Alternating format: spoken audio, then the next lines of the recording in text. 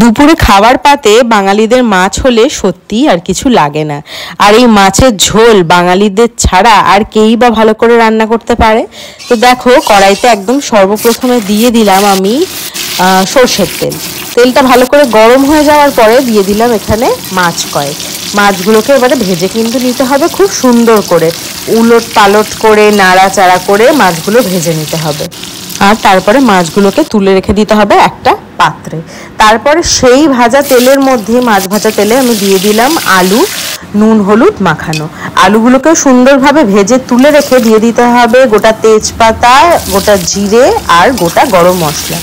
তারপরে দেখো আমি দিয়ে দিলাম বেশ কিছুটা কুচনো পেঁয়াজ, খুব বেশি না, অল্প পরিমাণে কুচনো পেঁয়াজ। তারপরে দেখো এখানে একটা মাছের ঝোলের মশলা দিয়ে দিলাম, যার মধ্যে আছে অল্প আদা, অল্প রসুন বাটা, আর আছে অল্প জিরে গুঁড়ো, নুন হলুদ আর হালকা করে শুকনো লঙ্কার গুঁড়ো।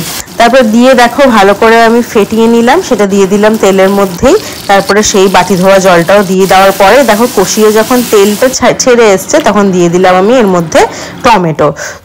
টমেটোটা ভালোভাবে কষিয়ে নিয়ে দিয়ে দিলাম এর মধ্যে আমি জল।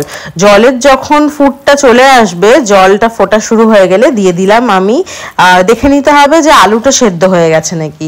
আলু পুরোপুরি যখন সম্পূর্ণভাবে সেদ্ধ হয়ে আসবে তখন দিয়ে দিতে হবে ভাজা মাছগুলো। দেখো ধনেপাতা দিলে তো খুবই ভালো হতো, কিন্তু বাড়িতে একদমই না ধনেপাতা ছিল না, ওই একটা কি দুটো ডাঁট ছিল। তোমাদের কাছে পর্যাপ্ত পরিমাণে ধনেপাতা থাকলে নিশ্চয়ই দেবে, দারুণ টেস্ট লাগবে।